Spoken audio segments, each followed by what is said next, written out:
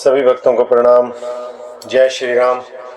तो आइए रामचरितमानस का संध्या का जो पाठ है उसे आरंभ करते हैं। और जैसे मैं हमेशा कहता हूँ कि इस धर्म की राह पर एक बार फिर से एक साथ चलते हैं। दोहा। नाना युद्ध सर चाप धर जातु धान बलबीर, कोट कंगूरिन चढ़ी गए कोटि कोटि रणधीर। अनेकों प्रकार के अस्त्र शस्त्र और धनुष बाण धारण किए करोड़ों बलवान और रणधीर राक्षस वीर परकोटे के कंगूरों पर चढ़ गए। कोट कंगूर नहीं सोह ही कैसे, मेरु के श्रृंगनी जनुब घन बैसे। बाजहि ढोल निशान जुझाई, सुनि धुनि होई भटनीह मन चाई। वे परकोटे के कंगूरों पर कैसे शोभित हो रहे हैं, मानो सुमेरु के शिखरों पर बादल बैठे हों। जुझाऊ ढोल और डंके आदि बज रहे हैं, जिनकी ध्वनि सुनकर योद्धाओं के मन में लड़ने का चाव हो जाता है। बाजहि भेरी नफीरी अपारा, सुनि कादर उर जाहि दरारा। देखी नहीं जाई कपिनह के डट्ठा, अति विशाल तनु भालू सुभट्टा। अगणित निफरी और भेरी बज रही है, जिन्हें सुनकर कायरों के हृदय में दरारें पड़ जाती हैं। उन्होंने जाकर अत्यंत विशाल शरीर वाले महान योद्धा वानर और भालुओं के ढट्ट अर्थात समूह देखे। धावहि गनहि न अवगट गाटा, पर्वत फोरी करहि गई बाटा।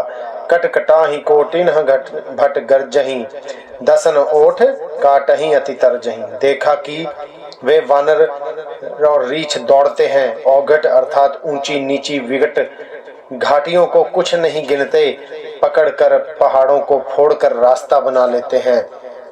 करोड़ों योद्धा कटकटाते हैं और गरजते हैं, दांतों से ओंठ काटते हुए खूब डपटते हैं। उत रावण इत राम दोहाई, जयति जयति जय परी लड़ाई। निश्चर शिखर समूह डठावहीं, कूद धरी कपि फेरी चलावहीं। उधर रावण की और इधर श्री राम जी की दोहाई बोली जा रही है। जय जय जय की ध्वनि होते ही लड़ाई छिड़ गई। राक्षस पहाड़ों के ढेर शिखरों को फेंकते हैं। वानर कूद कर उन्हें पकड़ लेते हैं और वापस उन्हीं की ओर चलाते हैं। छंद। धरी कुधर खंड प्रचंड मरकट, भालूगढ़ पर डारही। झपटहि चरण गही पट की मही, भजी चलत बहुरी पर चारही। अति तरल तरुण प्रताप तप तरपही, तमिक गढ़ चढ़ी चढ़ी गए। कपि भालू चढ़ी मंदिरही, जहाँ तहाँ राम जसु गावत भय। प्रचंड वानर और भालू पर्वतों के टुकड़े ले लेकर किले पर डालते हैं। वे झपटते हैं और राक्षसों के पैर पकड़कर उन्हें पृथ्वी पर पटक कर भाग चलते हैं और फिर ललकारते हैं। बहुत ही चंचल और बहुत बड़े तेजस्वी वानर भालू बड़ी फुर्ती से उछलकर किले पर चढ़ चढ़ कर गए और जहां तहां महलों में घुसकर श्री राम जी का यश गाने लगे। दोहा। एकु निशिचर गही, पुनि कपि चले पराई। ऊपर आपू हेठ बट, गिरही धरणी पर आई। फिर एक एक राक्षस को पकड़कर वे वानर भाग चले। ऊपर आप और नीचे राक्षस योद्धा। इस प्रकार वे किले पर से धरती पर आ गिरते हैं। राम प्रताप प्रबल कपिजूथा, मदरही निशिचर सुबट बरूथा। चढ़े दुर्ग पुनि जहाँ तहाँ बानर, जय रघुबीर प्रताप दिवाकर। श्री राम जी के प्रताप से प्रबल वानरों के झुंड राक्षस योद्धाओं के समूह योद्धाओं को मसल रहे हैं। वानर फिर जहां तहां किले पर चढ़ गए और प्रताप में सूर्य के समान श्री रघुवीर जी की जय बोलने लगे। चले निशाचर निकर पराई, प्रबल पवन जिमि घन समुदाई। हाहाकार भयउ पुरी भारी, रो वही बालक आतुर नारी। राक्षसों के झुंड वैसे ही भाग चले जैसे जोर की हवा चलने पर बादलों के समूह तितर बितर हो जाते हैं। लंका नगरी में बड़ा भारी हाहाकार मच गया। बालक, स्त्रियां और रोगी असमर्थता के कारण रोने लगे। सब मिली देही रावण ही गारी, राज करत ही मृत्यु हंकारी। निज दल बिचल सुनी तहि काना, फेरी सुभट लंकेश रिसाना। सब मिलकर रावण को गालियां देने लगे कि राज्य करते हुए इसने मृत्यु को बुला लिया। रावण ने जब अपनी सेना का विचलित होना कानों से सुना तब भागते हुए योद्धाओं को लौटकर वह क्रोधित होकर बोला, जो रन विमुख सुना मैं काना, सो मैं हतब कराल कृपाना। सुरबस खाई भोग करी नाना, समर भूमि भय वल्लभ प्राणा। अर्थात मैं जिसे रण से पीठ देकर भागा हुआ और अपने कानों से सुनूंगा, उसे स्वयं भयानक दुधारी तलवार से मारूंगा। मेरा सब कुछ खाया भांति भांति के भोग किए और अब रणभूमि में प्राण प्यारे हो गए। उग्र वचन सुनी सकल डेराने, चले क्रोध करी सुभट लजाने। सन्मुख मरण वीर के शोभा, तब तिन्ह प्रजा प्राण कर लोभा। राजा के उग्र अर्थात कठोर वचन सुनकर सब वीर डर गए और लज्जित होकर क्रोध करके युद्ध के लिए लौट चले। रण में शत्रु के सम्मुख युद्ध करते हुए मरने में ही वीर की शोभा है, यह सोचकर तब उन्होंने प्राणों का लोभ छोड़ दिया। दोहा, बयु आयुध धर सुभट सब, बिरहि पचारी पचारी। व्याकुल किए भालू कपि, परिग त्रिशूल नहीं मारी। बहुत से अस्त्र शस्त्र धारण किए सब वीर ललकार ललकार कर भिड़ने लगे। उन्होंने परिगों और त्रिशूलों से मार मार कर सब रीछ वानरों को व्याकुल कर दिया। भय आतुर कपि भागन लागे, यद्यपि उमा जीते ही लागे। को कहा अंगद हनुमंता, कहा नल नील दुविध बलवंता। शिव जी कहते हैं, वानर भयातुर होकर अर्थात डर के मारे घबरा कर भागने लगे। यद्यपि हे उमा आगे चलकर वे ही जीतेंगे। कोई कहता है अंगद हनुमान कहाँ हैं, बलवान नल नील और द्विविध कहाँ हैं। निज दल बिकल सुना हनुमाना, पश्चिम द्वार रहा बलवाना। मेघनाथ तहाँ करे लड़ाई, टूट न द्वार परम कठिनाई। हनुमान जी ने जब अपने दल को विकल हुआ सुना, उस समय वे बलवान पश्चिम द्वार पर थे। वहां उनसे मेघनाथ युद्ध कर रहा था। वह द्वार टूटता न था, बड़ी भारी कठिनाई हो रही थी। पवन तन्य मन भा अति क्रोधा, गरजे प्रबल काल समझोधा। कूदी लंक गढ़ ऊपर आवा, गही गिरी मेघनाथ कहूं धावा। तब पवन पुत्र हनुमान जी के मन में बड़ा भारी क्रोध हुआ। वे काल के समान योद्धा बड़े जोर से गरजे और कूद कर लंका के किले पर आ गए और पहाड़ लेकर मेघनाथ की ओर दौड़े। भंजे रथ सारथी निपाता, ताही हृदय महु मार सी लाता। दूसरे सूत बिकलत ही जाना, सैनंदन घाली तुरंत ग्रह आना।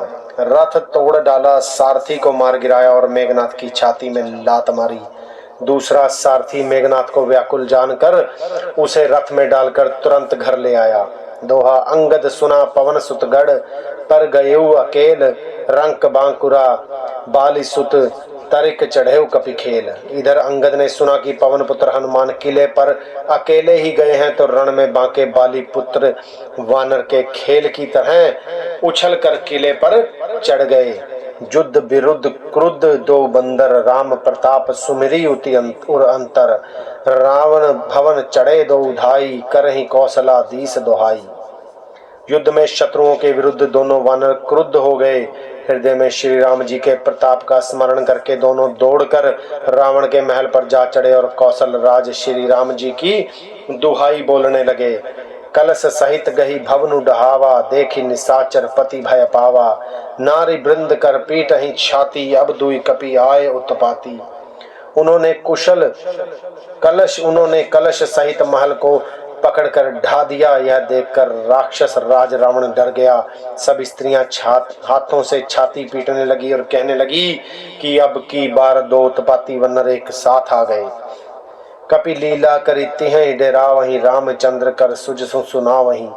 पुनि कर गही कंचन के खंबा, के कहे ही करे उत्पात आरंभा। वानर लीला करके घुड़की देकर दोनों उनको डराते हैं और श्री रामचंद्र जी का सुयश यश सुनाते हैं। फिर सोने के खंभों को हाथों से पकड़कर उन्होंने परस्पर कहा कि अब उत्पात आरंभ किया जाए। गरजी परे रिपु कटक मझारी, लागे मर्दय भुजबल भारी। कह काहू लात चपटे नहीं केहू, भजहू न राम ही सोफल लेहू। वे गर्ज कर शत्रु की सेना के बीच में कूद पड़े और अपने भारी भुजबल से उसका मर्दन करने लगे। किसी की लात से और किसी की थप्पड़ से खबर लेते हैं और कहते हैं कि तुम श्री राम जी को नहीं भजते, उसका यह फल लो। दोहा, एक एक सो मर्दही तोरी चला वही मुंड, रावण आगे पर ही ते जनु फूट ही दधी कुंड। एक को दूसरे से रगड़कर मसल डालते हैं और सिरों को तोड़कर फेंकते हैं। वे सिर जाकर रावण के सामने गिरते हैं और ऐसे फूटते हैं मानो दही के कुंडे फूट रहे हों। महा महा मुखिया जे पावही ते पद, गही प्रभु पास चलावही, कहे विभीषणु तिनके नामा, देहि राम तिनहु निज धामा। जिन बड़े बड़े मुखियों अर्थात प्रधान सेनापतियों को पकड़ पाते हैं, उनके पैर पकड़कर उन्हें प्रभु के पास फेंक देते हैं। विभीषण जी उनके नाम बतलाते हैं और श्री राम जी उन्हें भी अपना धाम अर्थात परम पद दे देते हैं। खल मनुजाद द्विजामिष भोगी, पावही गति जो जाचत जोगी, उमा राम मृदु चित करुणा कर, बैर भाव सुमिरत मोहि निश्चर। ब्राह्मणों का मांस खाने वाले वे नरभोजी दुष्ट राक्षस भी वह परम गति पाते हैं जिसकी योगी भी याचना किया करते हैं, परंतु सहज में नहीं पाते। शिव जी कहते हैं, हे उमा, श्री राम जी बड़े ही कोमल हृदय और करुणा की खान हैं। वे सोचते हैं कि राक्षस मुझे वैर भाव से ही सही, स्मरण तो करते ही हैं। देहि परम गति सोजिए जानी, अस कृपाल को कहूँ भवानी, अस प्रभु सुनी न भजहि भ्रम त्यागी, नरमति मंद ते परम अभागी। ऐसा हृदय में जानकर वे उन्हें परम गति अर्थात मोक्ष दे देते हैं। हे भवानी, कहो तो ऐसे कृपालु और कौन है। प्रभु का ऐसा स्वभाव सुनकर भी जो मनुष्य भ्रम त्याग कर उनका भजन नहीं करते, वे अत्यंत मंदबुद्धि और परम भाग्यहीन हैं।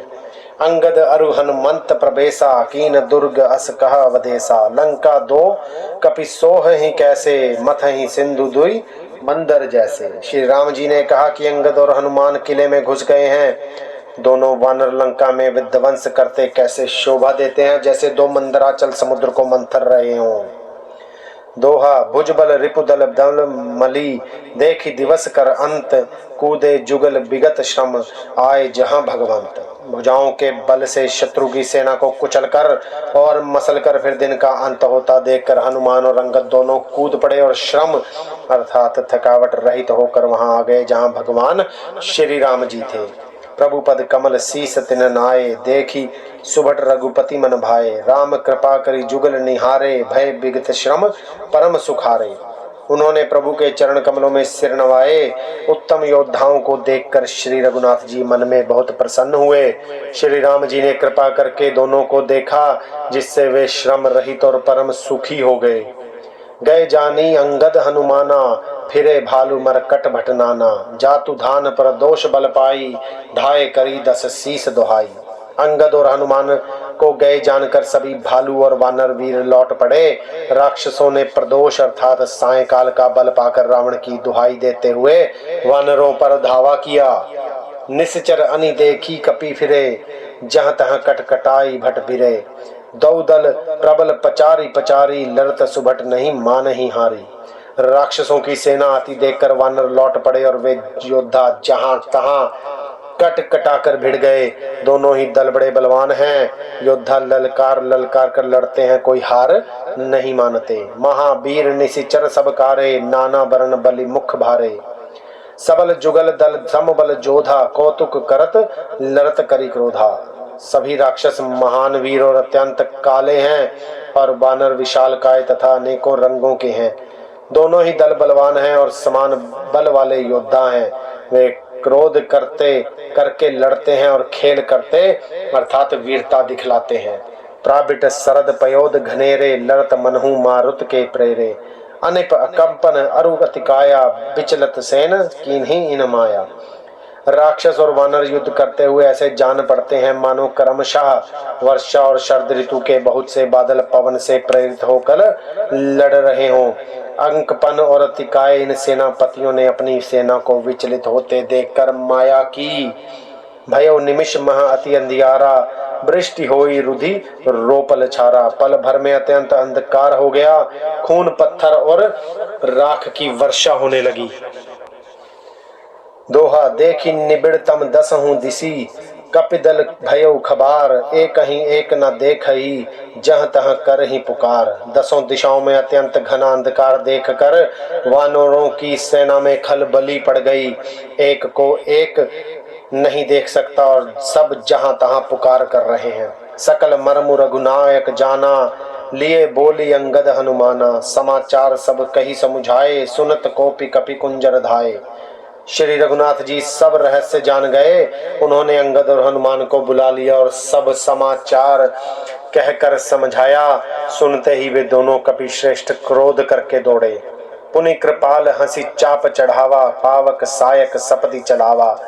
भयो प्रकाश कतहूँ तम नाही, ज्ञान उदय जिमि संशय जाही। फिर कृपालु श्री राम जी ने हंसकर धनुष चढ़ाया और तुरंत ही अग्नि बाण चलाया, जिससे प्रकाश हो गया, कहीं अंधेरा नहीं रह गया। जैसे ज्ञान के उदय होने पर सब प्रकार के संदेह दूर हो जाते हैं। भालु बलि मुख पाई प्रकाशा, धाये हर्ष विगत श्रम त्रासा। हनुमान अंगद रन गाजे, हांक सुनत रजनीचर भाजे। भालू और वानर प्रकाश पाकर श्रम और भय से रहित तथा प्रसन्न होकर दौड़े। हनुमान और अंगद रण में गरज उठे। उनकी हांक सुनते ही राक्षस भाग छूटे। भागत भट पट कहीं धरी धरनी, करही भालू कपि अद्भुत करनी। गही पद डारही सागर माही, मकर उरग शश झश धरी धरी खाही। भागते हुए राक्षस योद्धाओं को वानर और भालू पकड़कर पृथ्वी पर दे मारते हैं और अद्भुत अर्थात आश्चर्यजनक करनी करते हैं। युद्ध कौशल दिखलाते हैं। पैर पकड़कर उन्हें समुद्र में डाल देते हैं। वहां मगर सांप और मच्छ उन्हें पकड़ पकड़ कर खा डालते हैं। दोहा, कछु मारे कछु घायल, कछु गढ़ चढ़े पराई। गरजही भालू बलि मुख, रिपुदल बल बिचलाई। कुछ मारे गए, कुछ घायल हुए, कुछ भागकर गढ़ पर चढ़ गए। अपने बल से शत्रु दल को विचलित करके रीछ और वानर वीर गरज रहे हैं। निशा जानी कपि चारयु अनी, आए जहां कौशला धनी। राम कृपा करी चितवा सब ही, भय विगत श्रम वानर तब ही।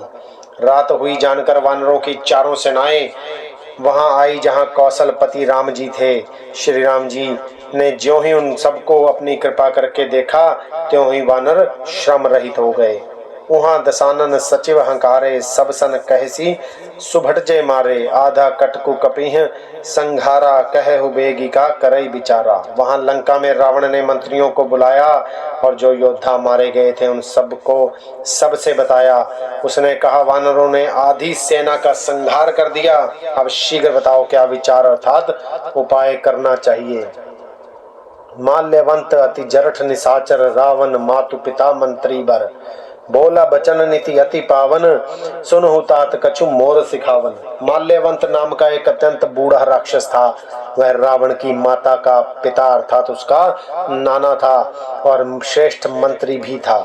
वह अत्यंत पवित्र नीति के वचन बोला, हे तात कुछ मेरी सीख भी सुनो। जब ते तुम सीता हरियाणी, असगुन हो ही न जाहि बखानी। वेद पुराण जासु जसु गयो, राम विमुख काहू न सुख पयो। जब से तुम सीता को हर लाए हो तब से इतने अपशकुन हो रहे हैं कि जो वर्णन नहीं किए जा सकते। वेद पुराणों ने जिनका यश गाया है, उन श्री राम से विमुख होकर किसी ने सुख नहीं पाया। दोहा, हिरण्याक्ष भ्राता सहित मधु कैटभ बलवान, जहि मारे सोई अवतरयु, कृपा सिंधु भगवान। भाई हिरण्यकश्यप सहित हिरण्याक्ष को और बलवान मधु कैटभ को जिन्होंने मारा था, वे ही कृपा के समुद्र राम रूप से अवतरित हुए हैं। बोलिए जय श्री राम। मासपरायण 25वां विश्राम। तो आज रामचरितमानस के संध्या के पाठ को हम यहीं पर विश्राम देंगे और कल सुबह फिर आप लोगों से मुलाकात होगी। तब तक अपना बहुत ध्यान रखिए, धर्म की राह पर चलते रहिए और राम नाम जपते रहिए। बोलिए जय श्री राम।